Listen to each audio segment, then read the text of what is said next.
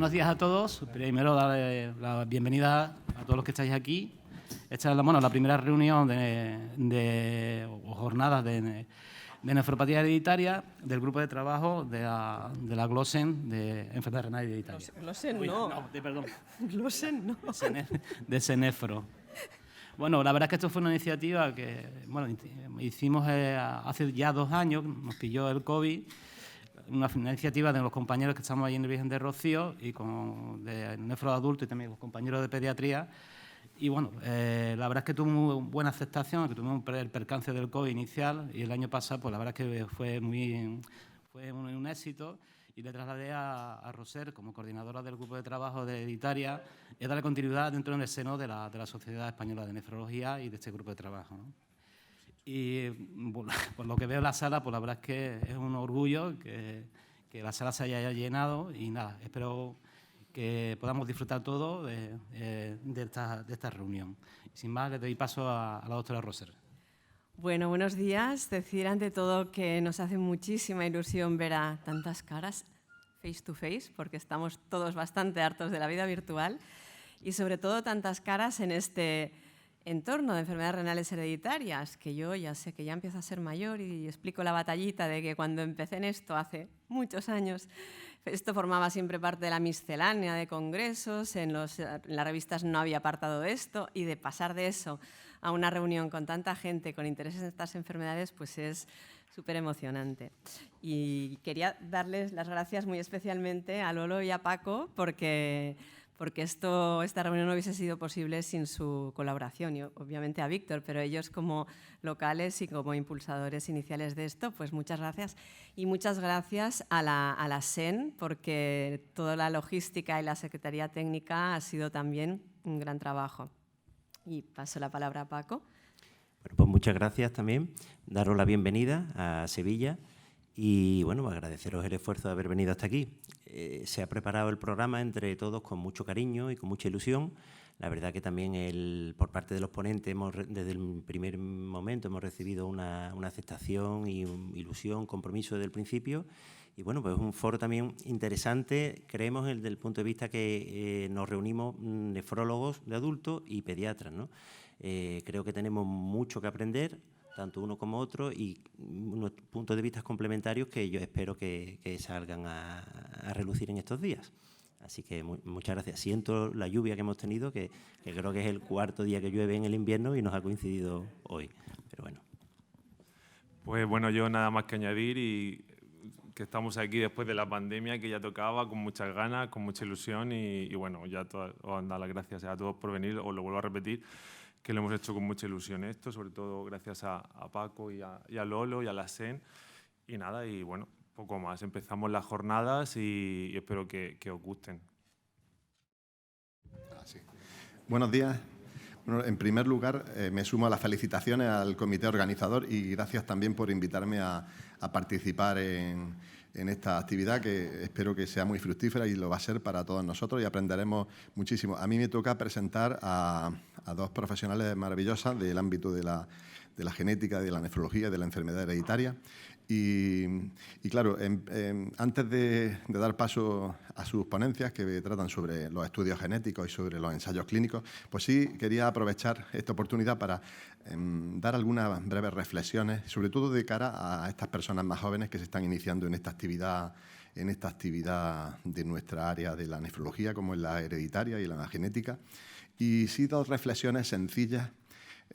Por una parte, todos sabemos muy bien cómo se diagnostican algunas enfermedades renales hereditarias, como la poliquistosis renal autosómica dominante o incluso el síndrome de Alport desde el punto de vista clínico. Sin embargo, ha sido en estos últimos años cuando ha irrumpido la genética y en este campo, el de la genética, en el que nos encontramos a día de hoy, en el que se van a tratar muchos temas al respecto, pues nos encontramos en un nuevo escenario donde su mejor conocimiento a nivel molecular posiblemente nos abra nuevas puertas para no solamente entender, sino para establecer y programar nuevos ensayos clínicos que puedan dar respuesta a enlentecer la progresión de estas enfermedades. Y ya sí voy a dar paso a nuestras ponentes, la doctora Encarna Guillén, que es jefa de servicio de genética médica en el Hospital Clínico Universitario Virgen de la Risaca.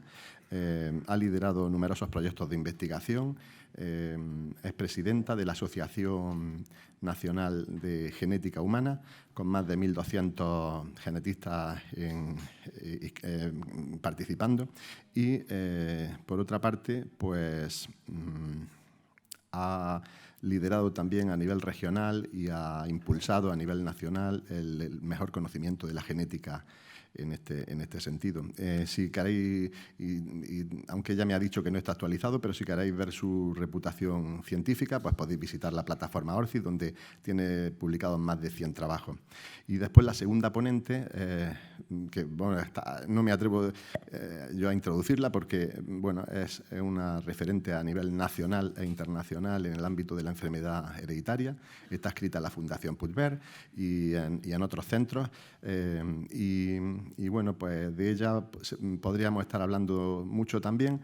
Lo único, pues sí significar que sigue liderando numerosos proyectos, ensayos clínicos en el ámbito de la enfermedad hereditaria y bueno, pues fruto de ello pues son todos los trabajos que tiene reportados en la literatura. Y ya sin más, pues pasamos a vuestras ponencias. Disponéis cada una de 30 minutos y después, si queréis, pues en 10 minutos podemos establecer alguna discusión, debate o preguntas. Muchas gracias. Buenos días a todos y, en primer lugar, muchísimas gracias a los organizadores por la invitación a participar en esta reunión, que realmente es súper estimulante. Le estaba comentando la respuesta tan importante que ha tenido con un montón de personas congregadas después de una situación difícil, y eso es muy de agradecer, ¿no? Y aunque mi agradecimiento va a todo el comité organizador, pues especialmente quiero dedicárselo a Roset Torra, ya mucho tiempo en contacto y tenía muchas ganas de volver a vernos, y sobre todo a mi compañero y amigo Víctor Martínez del Hospital Clínico Universitario Virgen de la Risaca de Murcia. Vamos a intentar, pues se me ha encargado la tarea de hablar un poco del estudio genético. Es cierto que pensando en la heterogeneidad de los asistentes, realmente vamos a ir sobrevolando un poco sobre los aspectos más importantes que hay que tener en cuenta cuando uno se enfrenta a enfermedades genéticas, a enfermedades hereditarias. Para que tengáis un poco también de información, yo soy pediatra y soy genetista clínica. Pediatría vía MIR, nuestro Sistema Nacional de Salud, y genética clínica en Estados Unidos, porque desgraciadamente todavía somos el único país sin la especialidad. Entonces, vamos a establecer un pequeño guión. Lógicamente, este foro, el comentar la importancia de las enfermedades hereditarias renales es bastante fácil porque compartimos ese pensamiento, pero sí ir a algunos conceptos básicos que a veces cuando estamos hablando entre nosotros, porque es obvio que lo que va a destilar esta presentación es la necesidad de colaboración cotidiana entre los distintos especialistas para llegar a diagnósticos que sean cada vez más específicos y adecuados y correctos para que podamos establecer pues, las guías de manejo, el tratamiento cada vez más personalizado y, lógicamente, también prevenir nuevos casos en las familias. Entonces, como digo, vamos a partir de ahí, de explicar que, a pesar de la tecnología, sigue siendo una herramienta extraordinariamente útil tener en la cabeza cómo hacer un buen árbol y establecer el patrón de herencia con la historia familiar, los tipos de estudios genéticos que van a ser más usados desde la perspectiva de una enfermedad, de enfermedades monogénicas, las dificultades de la interpretación, sobre todo la secuenciación masiva, la obligatoriedad, no solamente la necesidad, y os lo digo porque desde la Ley de Investigación Biomédica del 2007 veréis cómo tenemos que estos pasos son absolutamente imprescindibles de integrar en nuestra atención a los pacientes y a las familias, y al final pues unas conclusiones para llevarnos a casa. Lógicamente partimos de la heterogeneidad, de la baja prevalencia para la mayoría de estas enfermedades, excluyendo la poliquistosis renal, como bien sabéis, su impacto en aquellas personas que requieren terapia renal sustitutiva, la heterogeneidad genética también, estamos hablando de cientos de genes implicados en este tipo de enfermedades, y esto unido a su heterogeneidad también clínica y a veces a la dificultad de establecer fenotipos absolutamente excluyentes de otros diagnósticos, pues hace que se establezca como herramienta muy importante para la caracterización completa lo que son las técnicas moleculares, ¿no? ¿Y para qué vamos a quererlo? Bueno, pues el diagnóstico siempre como médico, con nuestra visión particular, es importante y sabemos su implicación para tener una anticipación de complicaciones adecuada, un manejo, por tanto, correcto de acuerdo a la historia natural de la enfermedad, la posibilidad de detectar portadores y hacer asesoramiento genético, la posibilidad de detectar en periodo presintomático y hacer un seguimiento, como digo, mucho más efectivo y personalizado, y, por supuesto, el que hoy en día el tratamiento que se está cada vez más basando en la base molecular, pues va a ser una forma de identificar claramente a los pacientes candidatos a ensayos clínicos, como la doctora Torra ahora nos dirá, y también para cuando en vía de comercialización podamos identificar a aquellos pacientes candidatos, lo cual no es nada baladí. Bueno, pues en los conceptos básicos de genética, que ya lo sabemos de sobra, pero bueno, hablar que el genoma, cuando hablamos de genoma humano, nos referimos al contenido total del material genético. Recordar que hay dos tipos de ADN. Siempre nos referimos y creemos que cuando hablamos de genoma siempre estamos como refiriéndonos al ADN nuclear. Pero el ADN nuclear es la parte más importante donde están contenidos pues la mayoría de genes, pero no podemos olvidar del ADN mitocondrial, un ADN que es circular y que bueno, pues se secuenció mucho antes, pero que tiene su importancia porque algunas de las enfermedades monogénicas o de herencia mitocondrial pues tienen esa base, ¿no? Y luego, fundamentalmente, algo que es un área que está cada vez más en boga y que sabemos todos que no siempre tenemos una correlación exacta con la base molecular, con el genotipo y con la expresión clínica o el fenotipo, porque existen no solo influencias ambientales, sino también modificadores genéticos que ahora están en un momento de expansión en su estudio y en la posibilidad de identificarlo, porque creemos que será el camino para poder establecer, después de un diagnóstico específico, perfiles de riesgo, de manera que clasifiquemos a los pacientes cómo podrían evolucionar en un sentido u en otro, o que nos explicara por qué en una misma familia, pues con la misma base molecular, pueden tener la instauración de la sintomatología antes o un pronóstico peor. Es decir, que los factores modificadores ambientales y genéticos es ahora mismo una de las cuestiones más importantes a ir dilucidando en los próximos años. Pues bien, el ADN nuclear, recordar que esto es la imagen de un cariotipo normal, 23 pares de cromosomas, 22 de ellos son autosomas y van a corresponder a los tipos de herencia dominante recesiva, y luego están los cromosomas sexuales, ¿no? Que, bueno, gen vamos a llamar a cada fragmento de ADN con información genética. Es muy importante saber que las variantes alternativas de un gen les llamamos alelos y que cuando esos alelos, esas copias del gen son iguales, llamamos homocigoto, cuando son distintas, heterocigoto. Esto es importante también porque a veces existen pues, confusiones entre homocigosis, heterocigosis compuesta, hemicigosis, etcétera, etcétera.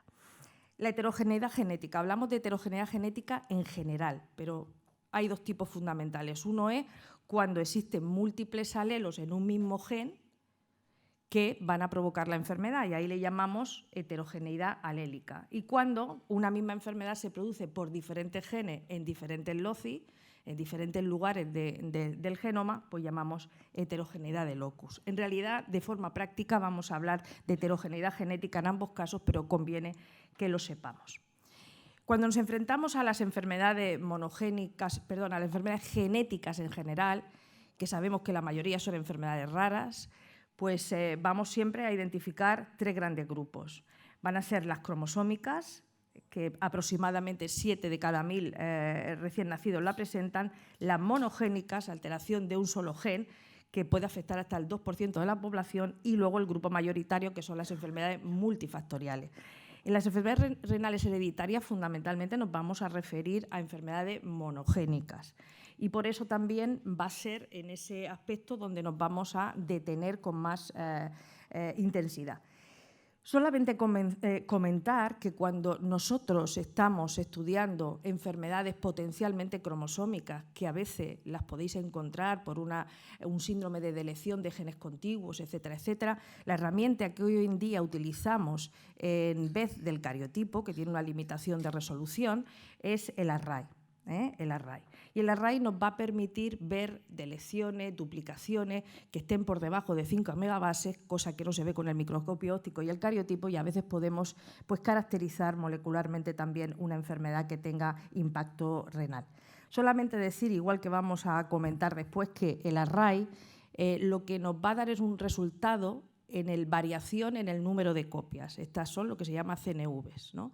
Y que a veces esta variación en el número de copias puede no tener relación alguna con patología y son benignas, o pueden tener relación y son CNVs patológicas. Y en medio de ello, pues podemos tener algunas CNV, variaciones, que no sepamos muy bien si se relaciona o no con la enfermedad, y esas son las de significado incierto, que son siempre las que nos dan mayor dolor de cabeza, que nos impulsa a hacer estudios complementarios a nivel de la familia, estudios en bases de datos, etcétera, como también sucederá con la secuenciación masiva.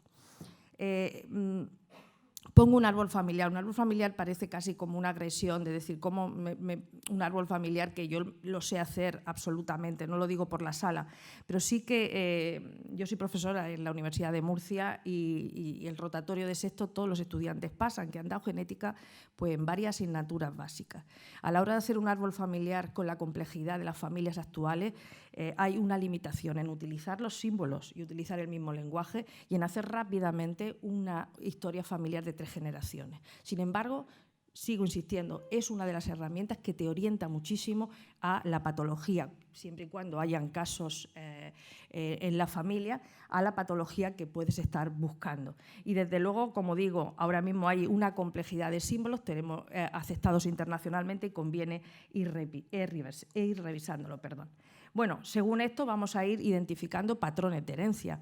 Si tenemos varios casos en una familia y identificamos un patrón vertical en varias generaciones, en las que pues los afectados van a tener un riesgo del 50% de pasarlos, un patrón dominante que se asocia a un alelo, a uno de los alelos de ese gen mutado, ¿no? Tenéis ejemplos como la poliquistosis autosómica dominante.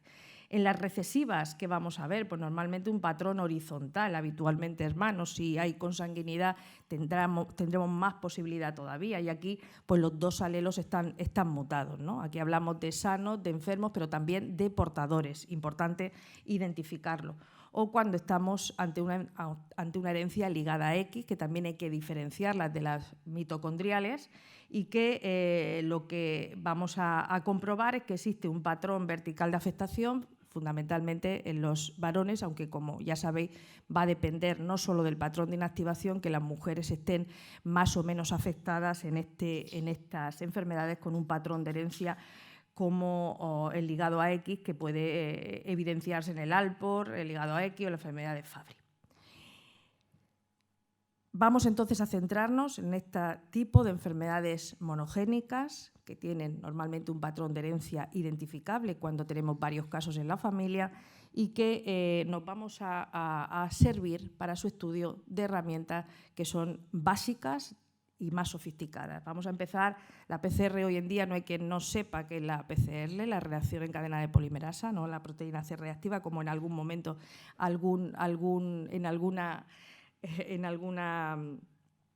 en manifestaciones de gestores y tal se confundieron con la antigua epidemia de ébola, pero hoy ya, afortunadamente, por las circunstancias tristes que hemos pasado, pero la PCR no se nos olvida. El MLPA, que es una herramienta que también vamos a utilizar cuando estemos buscando deleciones o duplicaciones grandes con bastante asiduidad, tenéis que conocerla. La secuenciación convencional Sanger, que la hemos utilizado todos durante mucho tiempo, y luego pues, lo que ya está siendo una herramienta de primer nivel, que es la secuenciación masiva a través de 3 tipos, o bien en paneles de genes, o bien intentando secuenciar todo el exoma, o ya en investigación más atendiendo a todo el genoma. Bien, la PCR convencional lo único que va a hacer es que nos va a permitir pues, amplificar la muestra que tenemos millones de veces y de esa manera pues, vamos a ser capaces de estudiar adecuadamente a nuestros pacientes, ¿no? Entonces, esto ya sabemos que podemos utilizar muestras de cualquier tipo, de sangre, de mucosa, de la biopsia, etcétera, etcétera, y esto digamos que es siempre la cuestión más básica. ¿Para qué nos sirve el MLPA? El MLPA responde a estas, son las iniciales de estas palabras, de la amplificación múltiple ligada a sondas, ¿no? Y lo que utilizamos es que a partir del ADN utilizamos distintas sondas que van dirigidas a regiones determinadas del ADN, por ejemplo, a un gen específico que queremos descartar que hayan deleciones grandes o duplicaciones que a veces pueden pasar desapercibidas en una secuenciación. Esto es importante porque puede tener una persona que crea que ha estudiado el gen por secuenciación que ha descartado absolutamente todas las posibles variaciones o mutaciones que pueda contener, y no siempre es así. Cuando tengamos la sospecha alta de un diagnóstico clínico fuertemente, hay que mirar hasta qué punto la técnica que hemos empleado ha podido descartar al 100% esa situación. Entonces, muchas veces existe un porcentaje de patología que responde a ser secundaria a una delección-duplicación grande que a veces puede pasar desapercibidas. Cada vez la NGS se está desarrollando más para que esto no suceda y no necesitemos nuevas técnicas, pero todavía sigue sucediendo y es importante. Entonces, ¿aquí qué vamos a hacer? Pues detectar esto, la aparición del número copia relacionado con delecciones o duplicaciones de determinadas regiones, y lo que no vamos a poder hacer con un MLPA es detectar mutaciones puntuales o alteración en el número de copias de otras regiones que no estemos estudiando específicamente. Es decir, que esto tiene que estar siempre dirigido. La secuenciación Sanger es el gold estándar, es cuando nosotros tenemos, y normalmente seguimos utilizando ahora, antes cuando no había secuenciación masiva, si teníamos 3 o 4 genes implicados en una enfermedad, teníamos que ir uno a uno, lo que suponía un coste increíble y un tiempo enorme, pero hoy en día casi se está limitando a cuando tenemos un gen solo que está ligado a una enfermedad, pues por ejemplo en Fabry con el gen GLA, o en caso de querer confirmar que la variante que identificamos por secuenciación masiva realmente la podemos comprobar por secuenciación Sanger, ¿vale? Entonces aquí, esto también lo habéis visto muchas veces, y es que en estos resultados que vemos, lo que vemos son estos electroferogramas en los que cada pico tiene un color y corresponde a una base, ¿eh? Entonces, pues bueno, normalmente nuestra muestra problema se compara con el patrón normal, y si en algún momento hay un cambio, por ejemplo, ya veis aquí, donde está la N, vemos que este pico aparece una heterocigosis, hay aquí 2 colores superpuestos, y aquí ha habido una variación de cambiar una A por una T, ¿vale? Entonces, así es como detectamos las alteraciones. Es conveniente conocer para saber el impacto que pueden tener estas variaciones y recordar, porque esto lo sabemos todos, que normalmente los nucleótidos se van leyendo de 3 en 3, ¿no? Para formar aminoácidos determinados. Esto es la fórmula o el código por el que esta lectura va a dar lugar a distintos aminoácidos. Luego tenemos también aminoácidos de inicio y de parada, ¿no? Que nos va a surgir en un momento determinado para parar la síntesis de la proteína.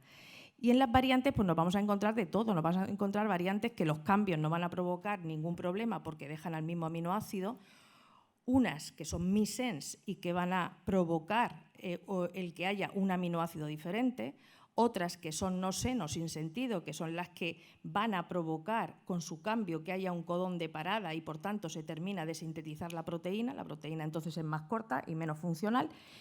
Algunas que cambian el marco de lectura y entonces digamos que desordena absolutamente toda la información para la síntesis proteica, y algunas pues, que pierden más bases o ganan respecto al original y también su impacto es grande, ¿no? Bueno, aquí tenéis un ejemplo, pero no me voy a detener porque realmente es un poco ver cómo se puede identificar a partir de una secuencia que sería de aminoácidos. Estas son las letras que corresponden a los aminoácidos y abajo las que corresponden a los nucleótidos, que tomados de 3 en 3 van a dar ese aminoácido, y luego cómo cada cambio va a provocar pues eso, una mutación silente o una missense o una no-sense o un codón de parada, ¿vale? Vamos a centrarnos por el tiempo en la secuenciación masiva y deciros que bueno, pues esto es lo que hoy en día nos está permitiendo por la evolución científico-técnica que nosotros podamos analizar varios genes al mismo tiempo, cientos de genes al mismo tiempo, con lo cual nos simplifica de una parte, después veréis que por otro lado es complejo la interpretación, pero el abordaje de enfermedades que son heterogéneas genéticamente, que es lo que estábamos diciendo, ¿no? Entonces, esto es importante tenerlo en cuenta. Más o menos no vamos a centrarnos, porque como médicos tampoco necesitamos la base, pero sí decir que bueno, va a llevar un proceso determinado, que se van a alinear las secuencias con los patrones normales y que habitualmente nos van a dar muchas variantes al mismo tiempo. Hay, como digo, 3 tipos que ahora hablaremos, y es cuando en la secuenciación masiva elegimos solamente pues, un número de genes determinado, X, que corresponde a unas patologías. Y entonces pues, podemos tener 100 y pico genes que queremos analizar y esto pues, es algo que tenemos más controlado y la posibilidad de tener menos variantes a interpretar. Podemos tener la posibilidad de analizar un exoma completo cuando nos dirigimos a todos los genes que están asociados a patología o después a un genoma. En cualquier caso, lo que vamos a hacer es que va a haber una parte que llamamos húmeda, que trabaja en el laboratorio, y otra parte muy importante, que es algo diferente al resto de interpretación de otros estudios, que son los análisis bioinformáticos, en los que pues el alineamiento de secuencias, la interpretación de las variantes para que luego también los clínicos hagamos fenotipado inverso y podamos ver si correlaciona o no, van a ser súper importantes. Y a veces, pues después de identificar quizás una de entre tantas variantes que potencialmente podrían estar asociadas al fenotipo, pues podemos secuenciar para comprobar, aunque esto a través de Sanger, aunque esto cada vez se está haciendo menos según vamos evolucionando. ¿Qué da lugar a esto? Pues da lugar a esto que los estudios genéticos no se pueden hacer aislados de la clínica, en absoluto. No vamos a tener rendimiento.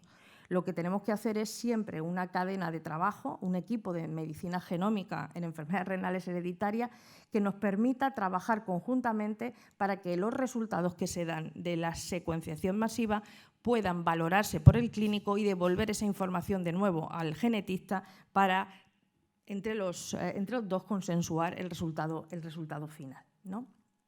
Entonces, como digo, estos serían los abordajes que podemos hacer. Tened en cuenta una cosa, que cuando estudiamos el exoma clínico estamos estudiando aproximadamente 5.000 genes, y cuando estamos queriendo prolongarnos a todo el exoma, que solo es el 1,5 o el 2% de lo que supone la información genética que tenemos, pues estamos abordando una información absolutamente impresionante que nos va a costar manejar. ¿Y por qué nos va a costar manejar?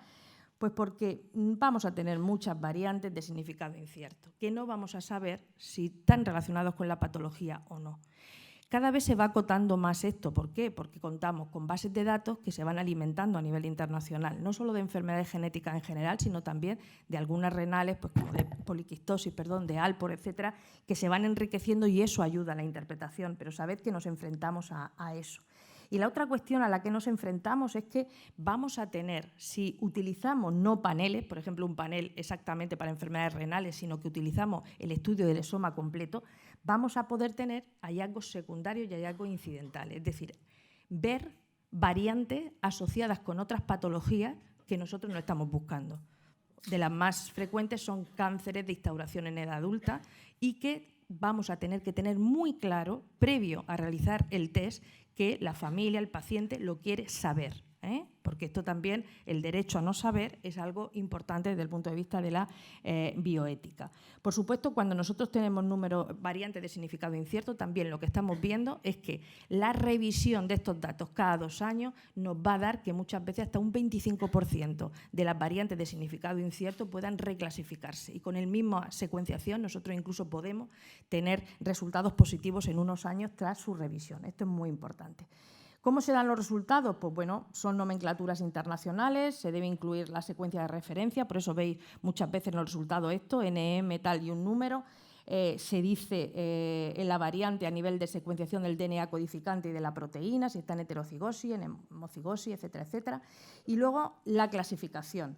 Vamos a poder tener resultados que tengan que ver con su patogenicidad. Esto se hace en relación a unos criterios del American College of Medical Genetics, desde 2015 se están revisando. Y entonces vamos a tener aquellas variantes que sean patogénicas y probablemente patogénicas son las que sí se asocian a la enfermedad.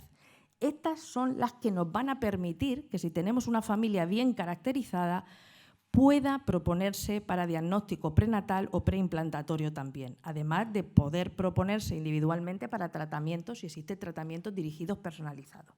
¿Las variantes de significado clínico incierto? No tenemos evidencia de que estén asociadas a la enfermedad, por tanto, no las podemos utilizar desde el punto de vista clínico.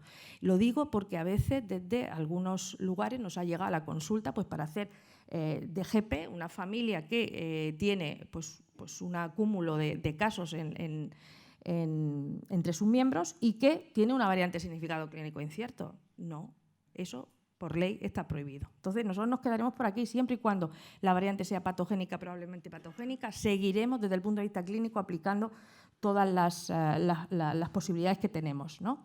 Esto es lo más importante y luego hay variantes que nos van a decir que son probablemente benignas y que no están asociadas a la enfermedad y bueno, pues variaciones que no tienen impacto. También se describe según el tipo de nucleótido, el potencial efecto de la variante, etcétera. Y utilizamos criterios de evidencia, eso lo veréis. Características de cada variante, de cómo son, la frecuencia de la variante en la población. Cuando una variante que identificamos aquí tiene una frecuencia alta en la población, mayor del 2%, no suele estar relacionada con la enfermedad. Eso es muy importante, por eso compararlo con las bases de datos, utilizar también algoritmos bioinformáticos de predicción de si esa variante puede o no tener un impacto deletérea en la proteína, correlacionarlo con el fenotipo que hay en la familia, por eso es muy importante fenotipar adecuadamente, el patrón de herencia, la segregación familiar, las bases de datos de correlación, la literatura, etcétera. Todo esto es un trabajo, como veis, muy importante y no es solo como una glucosa arriba, abajo, y es muy detallado. Aquí, precisamente, del grupo de Granada,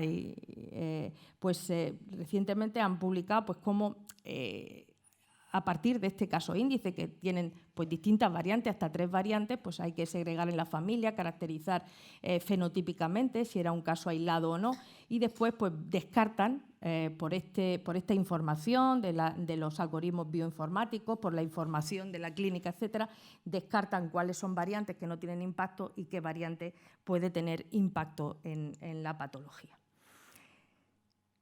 Cuando nosotros vamos, y vuelvo a decirlo, hoy en día los laboratorios puede que uno pida, tenemos también la suerte que tenemos pues, un laboratorio de referencia como el que existe en la Fundación Puigvert. Nosotros en nuestro hospital hacemos unos estudios de primer nivel con paneles más limitados, pero desde luego siempre tenemos la coordinación con ellos para avanzar en estudios que necesitamos o para también explicar algunas situaciones en las que necesitamos también complementar otros datos. Entonces, como digo, hay laboratorios que tienen implementados paneles, pero ya cada vez más puede ser que se secuencie el exoma completo y que se analice solo esos paneles que a día de hoy están relacionados con la patología que queremos mirar. Pero aún así puede ser que no se identifique ningún tipo de mutación ni de variantes que puedan estar relacionadas con la enfermedad. A veces nosotros lo que vamos a recibir es un resultado como este.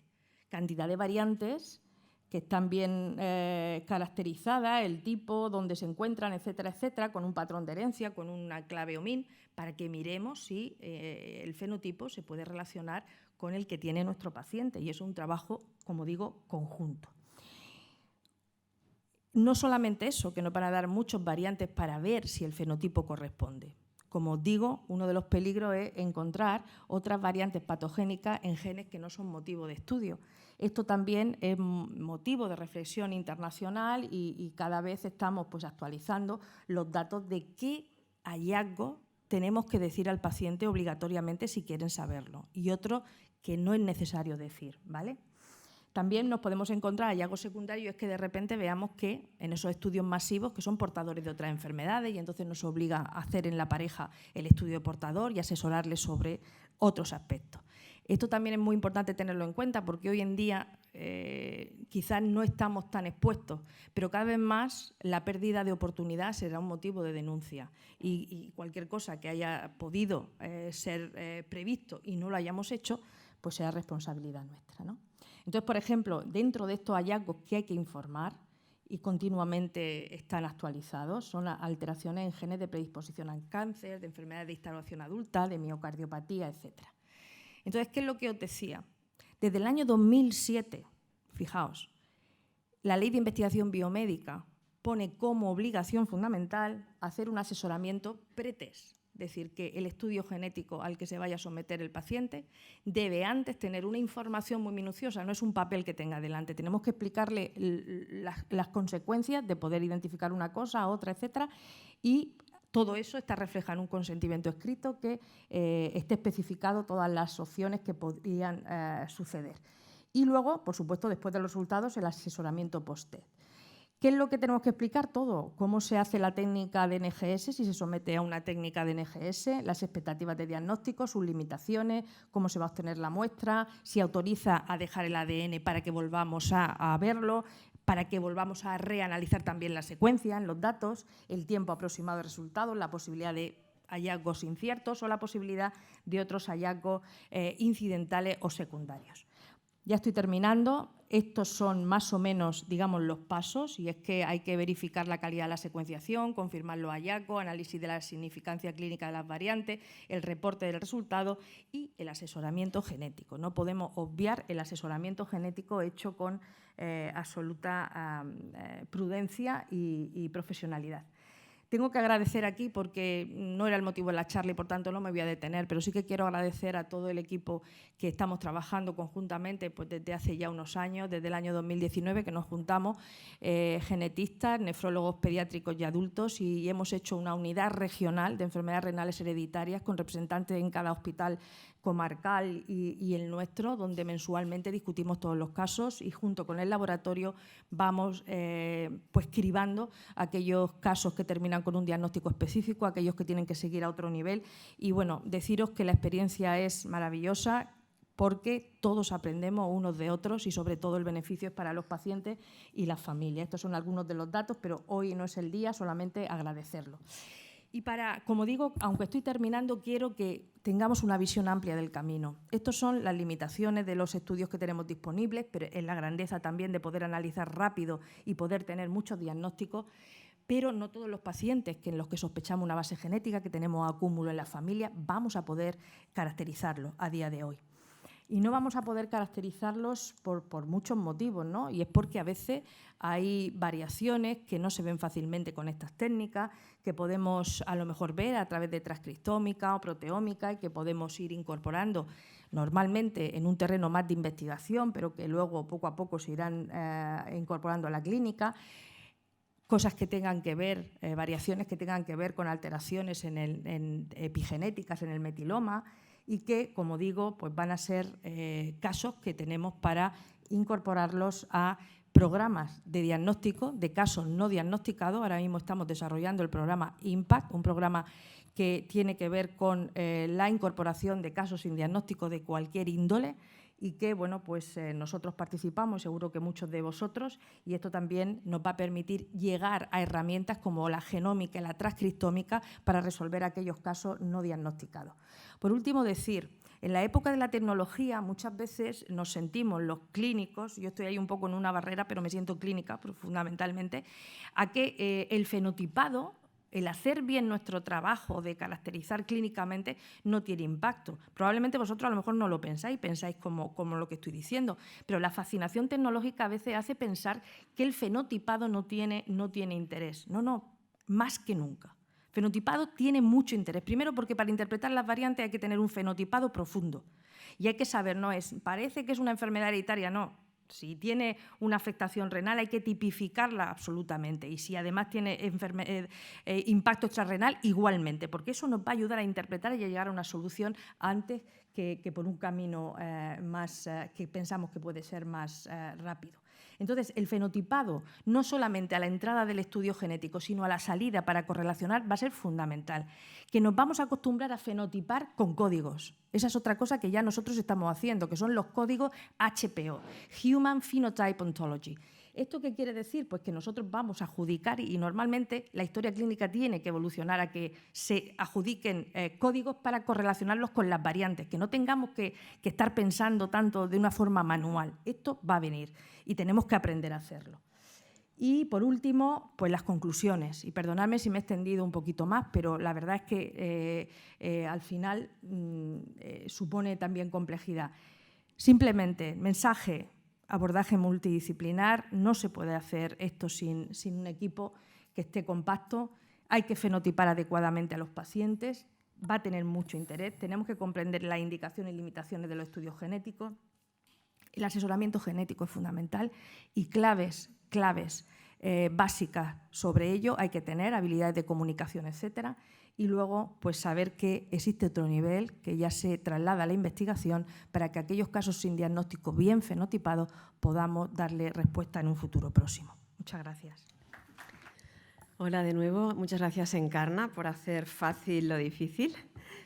Yo os voy a hablar, más que estrictamente de lo que pone aquí de novedades terapéuticas, serían un poco de situaciones o mecanismos de acción que considero interesantes en enfermedades renales hereditarias.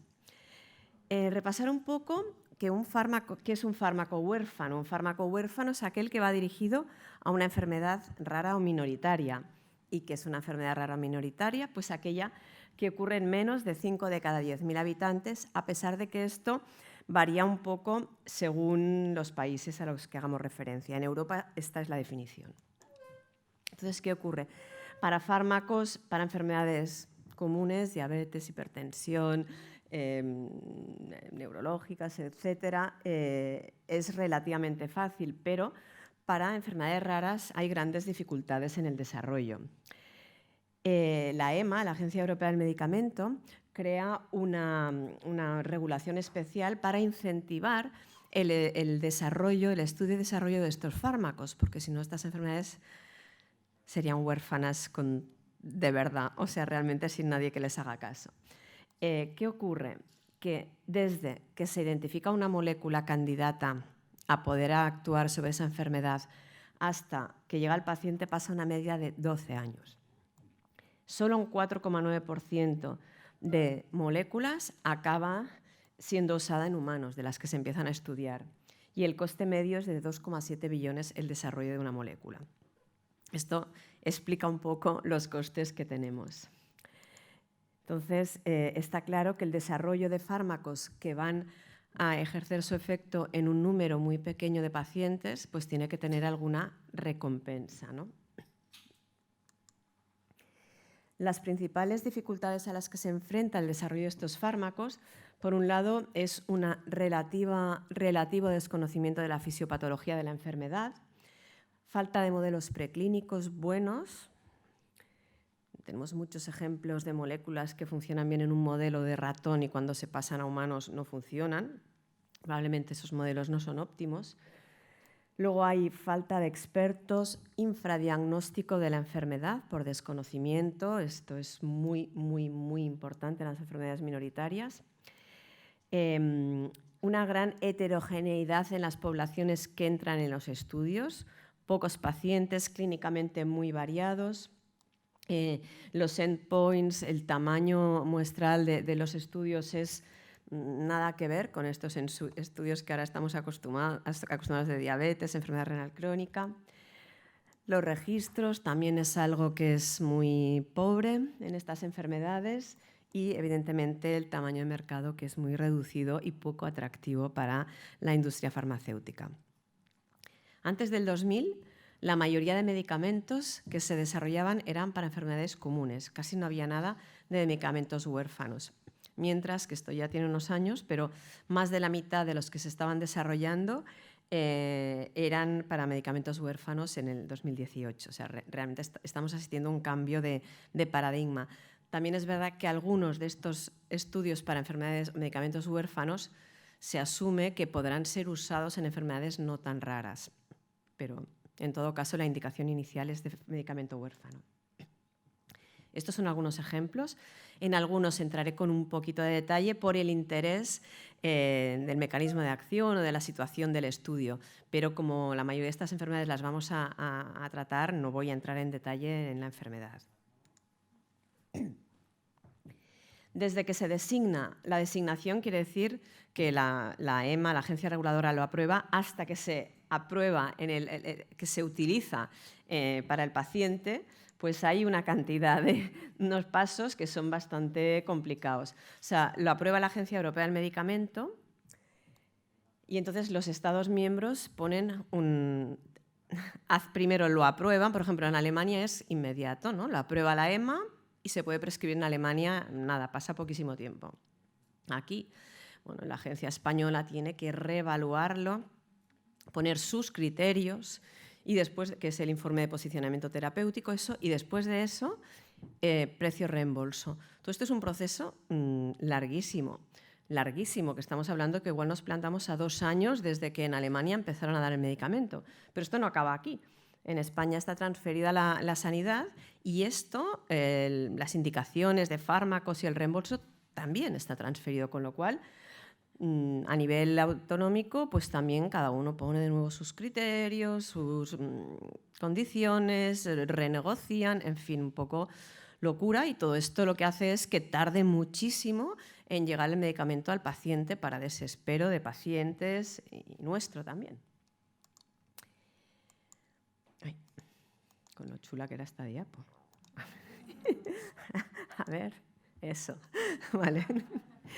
Pues bueno, voy a destacar algunos medicamentos, eso, o bien por su mecanismo de acción o bien por situaciones especiales en las que se encuentran. En cuanto al mecanismo de acción, podemos atacar, digamos, directamente el ADN, que vendría a ser terapia génica, edición génica. Estamos más lejos de eso actualmente. Atacar el RNA mensajero, que esto sí vamos a ver ejemplos. Y finalmente atacar la proteína, ya sea con pequeñas moléculas, anticuerpos, etc. Vamos a revisar un poco todo esto, pero ya digo, solo destacando situaciones concretas de cada una de estas moléculas o enfermedades. En poliquistosis, bueno, hay bastantes estudios en marcha que muy brevemente resumo. Este del lanreotide está ya en fase de publicación, pero lo que ya os podéis oler de entrada, N igual a 156. Obviamente de aquí no ha salido nada significativo. De todas maneras, este mismo medicamento se probó en un número más grande de pacientes y se vio que no tenía acción positiva en la poliquistosis. En la hepática sí, pero en la renal no. Luego hay este otro medicamento, que es el Lixiaptan, que se parece al Tolvaptan, pero sin toxicidad hepática, que también están haciendo sus estudios. Esto sería un ejemplo de estos fármacos quimioterápicos que en modelos animales es espectacular para poliquistosis, pero a mí me cuesta de entender cómo a nadie se le ocurre empezar un ensayo con un medicamento con un perfil de seguridad tan malo, o sea, con tanto efecto secundario, que para cáncer es perfectamente tolerable, pero para una persona joven que lo va a tomar 30 años, pues no sé, yo ya ni empezaría, sinceramente. Bueno, y es lo que ha pasado, perfiles de seguridad muy malos y fuera medicación. Y estos 3 os los voy a contar con un poco más de detalle por las peculiaridades. El Venglustat. Este es un medicamento que es un inhibidor de glucosilceramida, que vieron que en modelos murinos, en la poliquistosis, se daba y mejoraba el fenotipo. Desde que se publicó esto, que no quiere decir desde que se empezó, sino desde que se publicó, hasta que se empezó el ensayo clínico, pues 10 años. Se empezó el ensayo clínico en poliquistosis, se llama Stage PKD. Bueno, participaron 3 centros en España. ¿Y qué ocurrió? Pues hay una cosa que se llama interim analysis. Esto consiste en evaluar los datos del ensayo que está en marcha a mitad del ensayo, más o menos, para ver eficacia y seguridad. Las dos cosas. Hombre, si hay una alarma de seguridad antes, hay un comité externo que lo detecta, Pero llega un punto y dices, bueno, vamos a ver dónde estamos y si tiene sentido seguir o no. lo cual tiene mucho sentido para no seguir gastando dinero inútilmente, ¿no? Entonces, aquí se hizo un interim análisis y se tuvo que parar el ensayo por futilidad.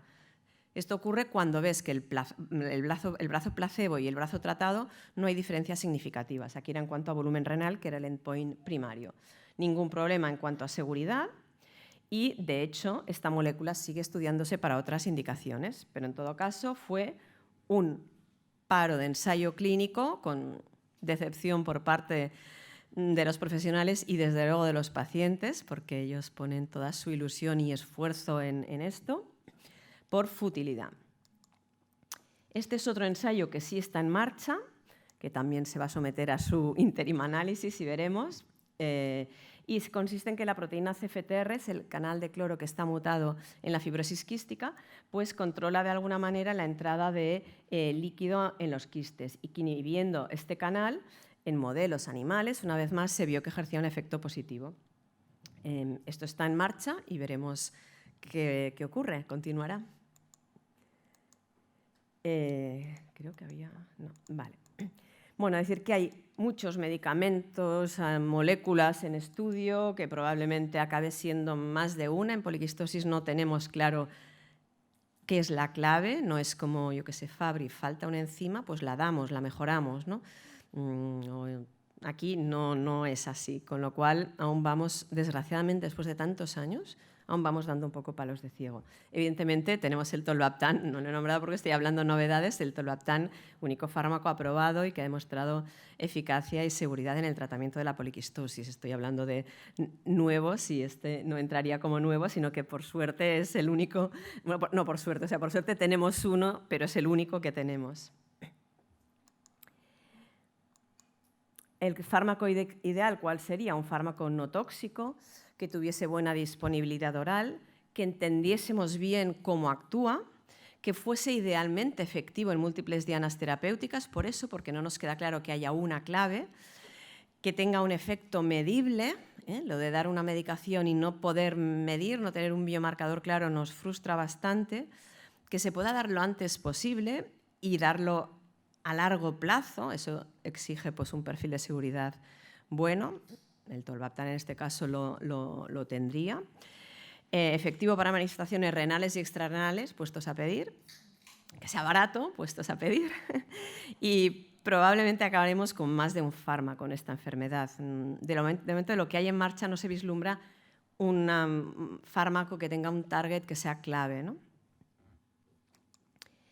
En el Alpor, bueno, podríamos tener hay unas dianas terapéuticas específicas del Alpor, como sería mejorar esa cadena de colágeno 4 que está alterada. Ya podría ser chaperonas, que diesen una mejor forma a estas moléculas de colágeno 4 mutadas, o reparación de esta membrana basal glomerular. Pero lo que nos encontramos realmente son con dianas inespecíficas, fármacos que tienen acción sobre la fibrosis, la inflamación, etc. Vamos a ver otro ejemplo de qué ocurre en ensayos. Este fue un ensayo en niños y trataban con ramipril versus placebo, niños con Alpor. ¿Qué pasó? Que tratar con placebo, sabiendo que los IECAs pues es bueno darlos cuando hay más mínimo signo de microalbuminuria, pues costó mucho de reclutar, con lo cual no tuvo poder estadístico. Evidentemente sí que orientaba que era mejor dar IECAs que no darlos, lo cual ya lo teníamos bastante claro, pero en todo caso sin poder estadístico. La bardoxolona. Tengo especial interés en enseñaros esto porque es un ejemplo de algo que puede ocurrir. La bardoxolona, bueno, es un activador de NRF2 y NRF2 tiene un efecto mejora la producción energética, antioxidante, antiinflamatorio, inespecífico una vez más. De hecho, sonará, pues esto se utilizó para diabetes, el Vicon, y poliquistosis, segmenta bifocal, IgA, o sea, para distintas enfermedades. Entonces, voy a compartiros esto porque me lo tragué casi entero. Esto fue el comité de expertos de la FDA cuando dieron la opinión sobre bardoxolona y es súper interesante, que bueno, os lo recomiendo, se puede pasar rápido o saltarse trocitos porque dura 4 horas. Pero es muy interesante ver qué ocurre, ¿no? Ahí había la industria, estaban pacientes eufóricos con la medicación, porque esta medicación lo que hace es aumentar muy rápido el filtrado, y el hecho de aumentar el filtrado, ellos decían que estaban súper bien, que les había cambiado la vida, pasar de 50 a 60 de filtrado, que todos sabemos que esto pues no notas nada, ¿no? Pero para ellos pues era como solo de ver en la analítica se sentían mucho mejor. Bueno, entonces es muy interesante el planteamiento. La industria, ¿qué dice? El promotor de aquí dice, bueno, tiene un efecto agudo, esto que os digo de que aumenta inmediatamente el filtrado, aumenta la superficie de filtración, no tiene efecto en la permeabilidad glomerular y no aumenta la presión intraglomerular. Efecto crónico, disminuye la inflamación, el depósito de matriz extracelular, TGF-beta y evita el daño renal. Ideal. Entonces, esto fue el ensayo. Aquí, 48 semanas de duración, 4 semanas sin fármaco y luego la extensión. Aquí pasó algo bastante crítico. Había una ventana de 2 semanas, de manera que había muchos pacientes que se hacían la analítica, post-ensayo a las 2 semanas. Entonces, lo que el sponsor dijo, pues que era muy importante que se tratase un nuevo medicamento para esta enfermedad, porque era una necesidad no cubierta, que el diseño era adecuado, que la eficacia era robusta, tal, que la seguridad pues no había ninguna duda y que había beneficio, ¿no? Pues esto es lo que, lógicamente, si no se presenta esto, apaga y vámonos. Entonces, presentaron, esto es lo que ocurre, se da la medicación, sube muchísimo el filtrado, luego pues va bajando, pero cuando se suspende, baja bastante. Baja bastante, pero queda por encima de lo que estaba. Con lo cual, con este resultado es con lo que fueron a pedir la aprobación del fármaco, ¿no? Y luego en la extensión, pues ya se ve, se vuelve a dar el fármaco, vuelve a subir rápido y si se suspende, vuelve a bajar. Vale. Entonces, el grupo este de expertos de la FDA hizo su predicción y dijo, vale, esto en línea continua es lo que predecimos y en línea discontinua lo que se ha observado. Entonces, la predicción era que acaba como placebo.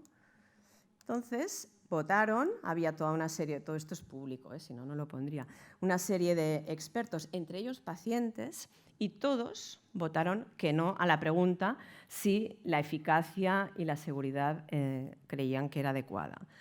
Con pacientes llorando, o sea, fue bastante impactante.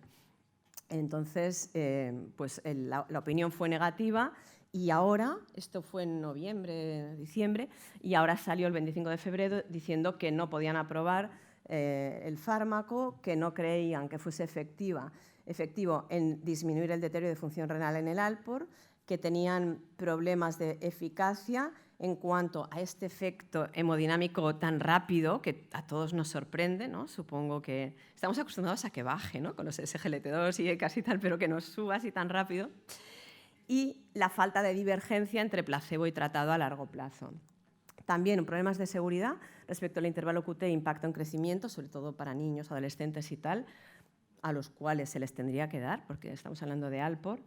Y, de momento, el sponsor sigue con la extensión de Alpor y con los otros programas para otras enfermedades. No me preguntéis por qué. Estos son los de Alpor y el Falcon es el de la poliquistosis, que es un ensayo que también hay varios centros en España, que lo que miran, lógicamente, es el filtrado, no miran volumen renal en este y no sé. No os puedo decir nada más porque no sé qué va a ocurrir. De momento está en marcha. Otro mecanismo de acción, otro tipo de moléculas, son las que inciden sobre los microRNAs. Los microRNAs son fragmentos pequeñitos de RNA que controlan la traducción y hacen que un microRNA permita o no, un RNA permita o no pasar a traducir una proteína. Y en el Alpor, el microRNA 21 se vio que estaba sobreexpresado y esta molécula, un antimicroRNA 21, se está utilizando de forma subcutánea semanal en el Alpor, en un ensayo sponsorizado por Sanofi y bueno, también está pendiente de resultados y de interim análisis. Pero en todo caso, interesante el mecanismo de acción de un antimicroRNA. La terapia con células madre, pues siempre, no sé, pensamos que es el ideal, pero imaginaros aquí qué difícil en el Alpor.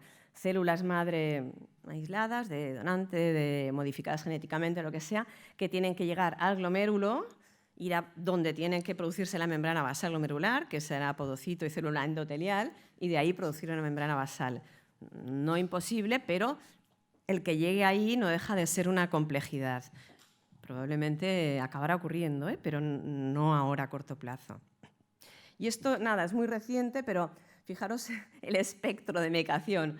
Una antiinterleuquina 11 para el Alpor, un plan antiinflamatorio, ¿no? Este es un modelo animal, pero el grado de inespecificidad que se está también tratando. Esto es un modelo animal y no sé ni si llegará a humanos, pero bueno. En Fabry sabemos, es una de las enfermedades que está tan claro que dices, falta una enzima, damos la enzima. Hace 21 años que disponemos del tratamiento de reemplazo enzimático con probada eficacia y seguridad, desde luego, y además con muy claro mecanismo de acción. Y os voy a contar como prueba de concepto en Fabry, pero aplicable, como he dicho antes, a Alpor o a otras enfermedades, lo que es una chaperona. Esto sería la producción normal del alfa-galactosidasa en una célula que pasa al retículo endoplásmico, va al lisosoma y permite que se degrade la globotriosilceramida.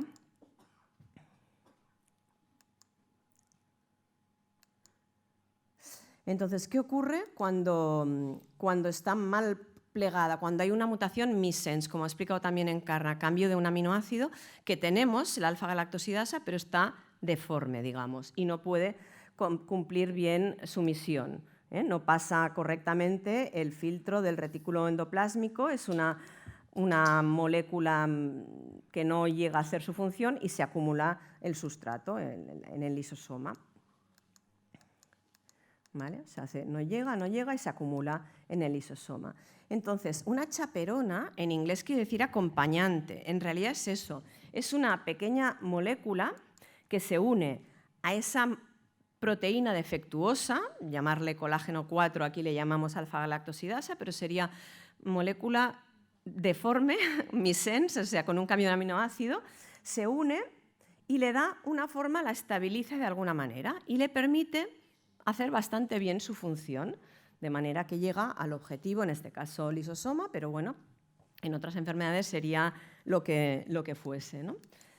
Y bueno, en este caso la migalastat, que es la molécula chaperona para el Fabry que está probada, se ve cómo disminuye los depósitos de este sustrato de GL3 a nivel del podocito, que esto a nosotros como nefrólogos pues nos encanta, y también más a largo plazo pues se ha visto que estabiliza la función renal e incluso que mejora algo la masa cardíaca. No voy a entrar en detalle con esto, pero sí en el concepto chaperona. También para el Fabry, terapia génica. Aquí conceptualmente es más fácil, porque decíamos en el Alpor, tiene que llegar hasta el podocito, célula endotelial, que son las que van a producir la membrana basal. En el Fabry, ¿qué queremos? Que haya enzima, nos da igual quién la produzca.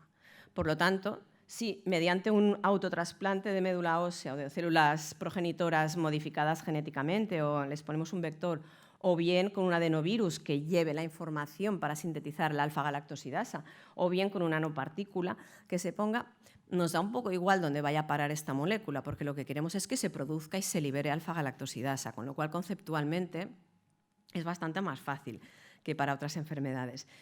Y de hecho hay varios ensayos con terapia génica en Fabry y otras hay nuevas enzimas también en estudio e inhibición de sustrato también para Fabry. Esto son estudios en marcha. Muy brevemente, esto ya se hablará luego del raquitismo hipofosfatémico, pero solo lo digo como ejemplo, que antes ya he nombrado esta posibilidad de un anticuerpo anti-interleuquina 11 para el Alpor, pues de entrada nos parecería como que un map de estos para una enfermedad hereditaria, si no es inmunitaria, ¿no? No es de origen inmunológico, ¿a qué viene? Bueno, pues como en el raquitismo hipofosfatémico sabemos que hay una hiperactividad de exceso de FG23, pues un anticuerpo monoclonal contra esta molécula no soluciona el problema. O sea que realmente bueno, hay que felicitar a la industria por la capacidad que tienen de generar y apostar por esta cantidad de inventivas para solucionar los problemas que tenemos. Y estas dos siguientes, que son fármacos desarrollados por Anilam, quería destacar porque me parece un mecanismo de acción alucinante. La amiloidosis, que también se va a hablar de ella, que afecta relativamente poco al riñón, pero mucho tiene impacto sobre la supervivencia. Este fármaco actúa silenciando un gen. Es importante pensar que en todas las células del organismo tenemos el mismo ADN, pero obviamente unas son miocitos, las otras son células de la epidermis, la otra de la córnea, neuronas, lo que sea. Esto ocurre porque el paso de ARN mensajero a proteína hay una regulación y no se sintetizan todas las proteínas en todas las células. Pues bien, esta fantástica idea es el RNA de interferencia que impide que un ARN mensajero se traduzca en una proteína, que haya esa traducción. Entonces, aquí lo que ocurre es que este fármaco, el patisiran, impide que se sintetice la amiloide. Y este mismo mecanismo de acción se utiliza para la hiperoxaluria. En la hiperoxaluria primaria hay un déficit de alaninglioxilato aminotransferasa y hace que se acumule el glioxilato, que a su vez produce oxalato y da lugar a la hiperoxaluria y el depósito tan dañino del oxalato. Entonces, el lumisaran, en este caso, lo que hace también es un RNA de interferencia que evita que del glicolato se produzca glioxilato. Si ya no tenemos glioxilato, no tenemos este sustrato y, por tanto, no se produce oxalato. O sea, es un mecanismo de acción súper interesante, el RNA de interferencia o de silenciación, que, igual que he dicho con las chaperonas, son pruebas, o sea, son ejemplos perfectamente extrapolables a otras enfermedades hereditarias renales. Por eso creo que es muy interesante. Y, de hecho, estos chicos ganaron el premio Nobel en el 2006 y bueno, pues esta empresa Anilam ha utilizado esta tecnología con mucho éxito de silenciación del RNA. Y, finalmente, muy breve, sobre la nefropatía intersticial autosómica dominante, sabéis, principalmente causada por MUC1 y UMOD. El grupo de Ana Greca, de Harvard, está trabajando muy duro sobre esto. Tiene un súper importante apoyo de la Asociación de Pacientes, que en Estados Unidos funcionan muy bien y consiguen muchísimo dinero. Y tienen un fármaco que, aunque empiece así, no tiene nada que ver con la bardoxolona. No sé por qué narices es EBRD, pero...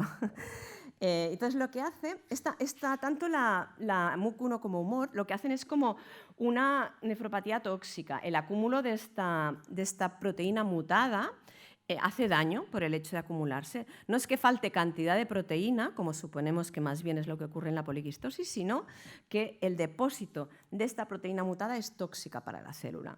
Pues este fármaco lo que hace es eliminar esta proteína mutada y recupera esa célula que estaba sufriendo. También para UMOD se han probado distintos fármacos y uno también de este tipo, como el anterior, ¿no?, que elimina este UMOD mutado. Y también terapias basadas en RNA, como ya hemos visto.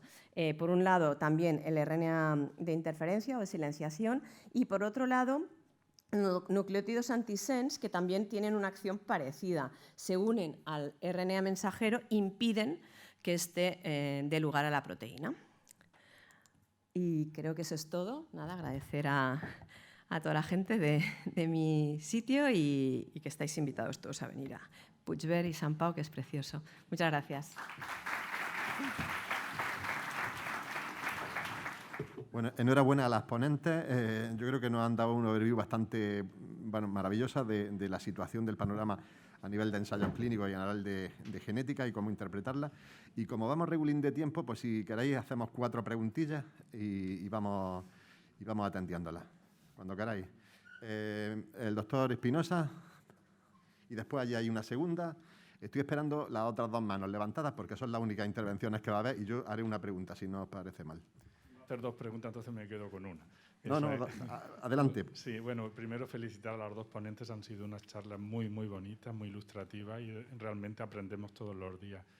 Una pregunta a Encarna, perdona.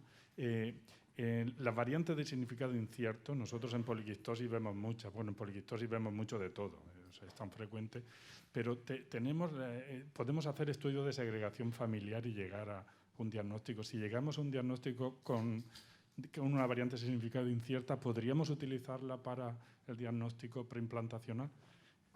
Y después, Roser Torras, si nos puedes decir algo de la bardosolona en poliquistosis, si no, nada. Empiezo, ¿no? Muchísimas gracias por los comentarios y en relación a la pregunta también para ir rápida.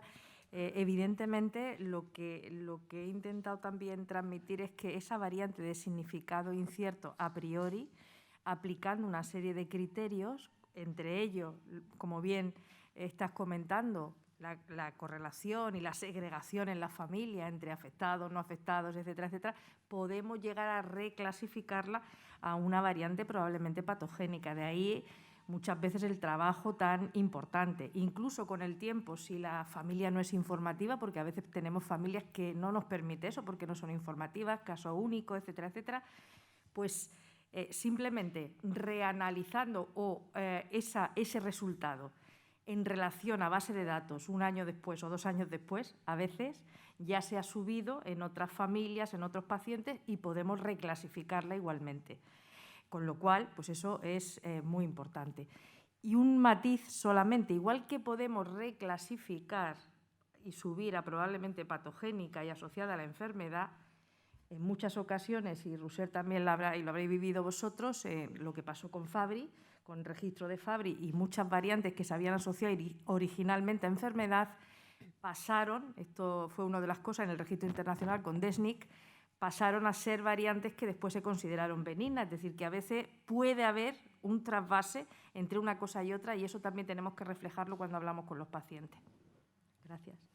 Yo no te puedo decir nada de la bardoxolona, ¿no? Pues el ensayo sigue en marcha y desconozco nada más de lo que he dicho.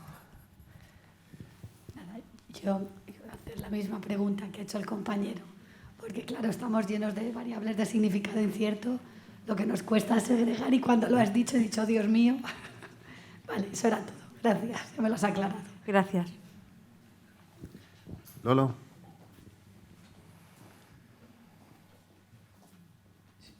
Yo sigo la misma pregunta, Encarna, ¿no? En la práctica clínica habitualmente te encuentras muchas veces con un informe con la variante de significado incierto y tú fenotípicamente pues tienes claro que te cuadra, ¿no?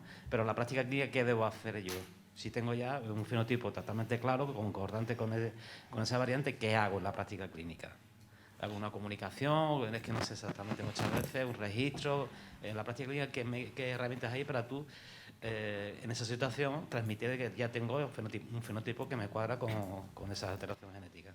Muy chula también la pregunta, porque nosotros contribuimos a facilitar progresivamente que las interpretaciones sean más fáciles. Es decir, hay que subir las variantes a los registros internacionales y conforme estén más caracterizados clínicamente y podamos tener, en primer lugar, no solo recibir el informe, llamar al laboratorio, hablar con ellos, decir después cómo abordar el estudio, porque muchas veces te lo ponen, hay que segregar en la familia, tal, y entonces muchas veces incluso el laboratorio te puede devolver después de un trabajo conjunto una reclasificación de esa variante. Pero inmediatamente después, normalmente los laboratorios se ajustan a ese criterio y suben a las bases de datos, es comunicar. Comunicar porque al final esa consulta que hagamos también va a podernos permitir que en un momento determinado una variante ya te la caracterice adecuadamente y no tengas que pasar por todo ese proceso, ¿no? Una vez que está debidamente comunicada, integrada en los registros, varias veces contemplada, etcétera, etcétera. O sea que eso que has dicho es fenomenal, trabajo conjunto con el laboratorio para hacer luego el estudio de segregación y luego registros internacionales, subida de todos los datos, ciencia abierta y ciencia compartida. En genómica no podemos ir de otra manera. Muchas gracias. ¿Alguna pregunta más? Allí uno al fondo. Sí. Hola, buenos días. Felicitar a la doctora Guillén por la excelente presentación. Yo tengo 3 preguntas. ¿Te quiere identificar, por favor? Sí, soy Jorge Cebolla. Encantado. Mire, la primera pregunta que quería hacerle era respecto a las variantes de significado incierto. usted ha comentado la necesidad de la revisión para su posible reclasificación en base al aumento de los niveles de evidencia. ¿Hay estimado un periodo, algo que un poco estándar para poder hacer esa revisión? También, la verdad es que sois un foro interesantísimo porque estáis haciendo todas preguntas increíbles, muy atinadas. Pues verdaderamente no hay consenso internacional. Sí se ha visto que el rendimiento, dejando un periodo de 2 años, es muy, muy significativo. Por tanto, por la lógica de la dinámica en las consultas, etcétera, establecer al menos un periodo de 2 años sería importante. Luego, a día de hoy también hay laboratorios que habitualmente y de forma rutinaria reanalizan sin contactar con el clínico, de manera que después te dan un resultado que te lo pueden comunicar si se ha reclasificado. Esto también es importante contemplarlo en el consentimiento de los pacientes, porque puede ser que a lo mejor se ha perdido el contacto, pero que en 2 años o 3 años te puedan volver a llamar a decir, perdone, pero tengo que darle un resultado que para usted es importante. Entonces, no está consensuado exactamente. Nosotros, por ejemplo, a nivel del país no lo tenemos consensuado, pero se ha estimado que al menos 2 años sería una etapa buena. Si va acelerándose mucho más la ciencia, pues a lo mejor hay que rebajarlo 1 año, ¿eh? Permítame la segunda pregunta, también un poco en relación a la confirmación de las variantes genéticas que aparecen en los estudios exoma, genoma. Hasta hace bien poco no había un consenso sobre la necesidad de la confirmación de esas variantes a través de técnicas Sanger, MLPA, bueno, las que usted ha planteado. De hecho, Estados Unidos habían obviado ese paso y todo lo que salía en los estudios masivos lo estaban informando. No sé si ya hay un criterio, o el criterio es un poco también como el que comentaba usted, un poco depende de laboratorios, de regiones, asociaciones. ¿Hay algo ya un poco más unificado sobre lo que deberíamos hacer? Pues pasa igual. La organización no es completamente determinada. Y quiero recalcar algo que quizás no he dicho en la presentación. El por qué utilizamos tantos criterios indirectos de segregación, etcétera, etcétera, es porque cuando identificamos una variante nosotros no tenemos acceso desde el punto de vista asistencial a estudios que llamamos funcionales, que sería lo que realmente nos demostrara que esa proteína no funciona, pero eso a nivel asistencial es inviable. No podemos acceder a analizar el impacto funcional que tiene cada variante en la proteína. Entonces, por eso hacemos lo indirecto. Y tampoco, yo creo que lo que pasa en el país, y antes lo he dicho al inicio, es que la genómica se está desarrollando como se puede, porque no hay tampoco ninguna estructura gubernamental que la sustente. Ahora parece que el programa IMPACT puede hacer algo por ello y entonces los grupos de trabajo funcionemos de forma coordinada. Yo espero que en los próximos años realmente consensuemos todos estos aspectos para trabajar de la misma forma en cualquier sitio. Pero nos podemos encontrar grandes diferencias entre unos laboratorios y otros a día de hoy. Mi última pregunta, y ya está. Se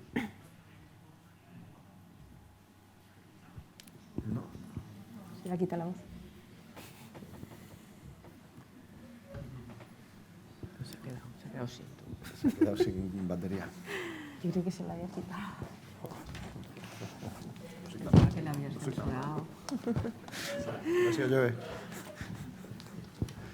Bueno.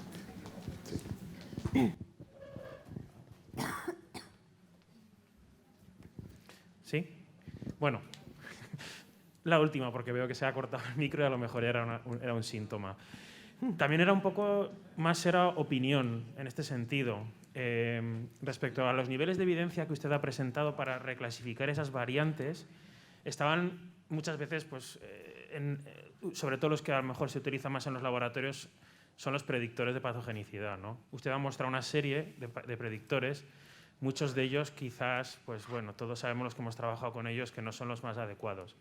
¿Vería usted de la necesidad, sé que claro, en este es un foro nefrológico, ¿no?, de generar unos datasets a partir de esas open databases que usted hablaba, de mutaciones, y con todo el conjunto de predictores que disponemos hoy día, testarlos para poder decir, dentro de las nefropatías hereditarias, para ganar evidencia deberíamos utilizar el predictor X, Y y Z en base a estos datasets? ¿Usted lo vería algo adecuado, aunque es un sobreesfuerzo para los laboratorios, desde luego? Bueno, esa reflexión también es muy importante compartir. Los predictores nos pueden parecer a las personas que a lo mejor no están muy en relación con eso, que su palabra o su resultado va a ser absolutamente verdadero. No siempre es así, a veces te da una probabilidad que no se cumple, con lo cual por eso es conveniente balancearlo con otros indicadores.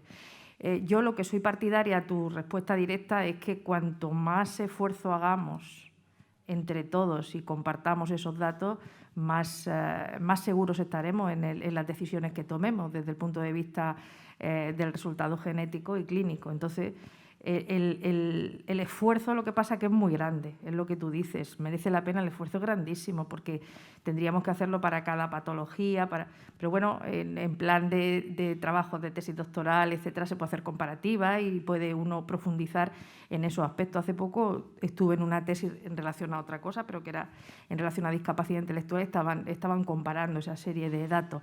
Lo veo desde ese punto de vista, más desde el punto de vista académico, el poder meterse ahí con alguien que esté trabajando específicamente. A nivel asistencial, pues ya se sabe la carga que tenemos todos y eso es también pues, casi imposible, ¿no? Pues muchas gracias por sus opiniones. Muchas gracias a los asistentes, muchas gracias a los ponentes. Tan solo, como todas las preguntas han recaído sobre la compañera, pues yo le voy a hacer una pregunta de opinión a Rousset. Que bueno, la verdad es que es una pregunta de opinión. Ha presentado el escenario de los ensayos clínicos, los medicamentos que están en investigación y ha dejado bien manifiesto pues, que muchos de esos que se comienzan en una fase muy temprana, pues finalmente no terminan a llegar al ser humano. Entonces, quizá, no sé si desde el punto de vista de la comunidad científica, en este caso nosotros, los nefrólogos o los médicos, en general, nos pudiéramos posicionar de alguna manera en relación a los patrocinadores respecto a que verdaderamente, pues, cuando se plantea un ensayo clínico no tenemos un biomarcador claro a que atender su eficacia y, lógicamente, tampoco sabemos cómo va a tener la respuesta a ese medicamento ni tampoco el papel que va a tener en la progresión de la enfermedad. Entonces, ahí es donde tenemos un vacío que verdaderamente pues, hace que algunos ensayos pues, caigan y presente datos como los de futilidad del ensayo del Venglustat que has señalado. No sé tu opinión al respecto. No, es que ¿qué más quisiéramos que tener biomarcadores buenos para todas las enfermedades? Pero claro, no vamos a dejar de intentar tener medicamentos para enfermedades aunque no tengamos biomarcadores.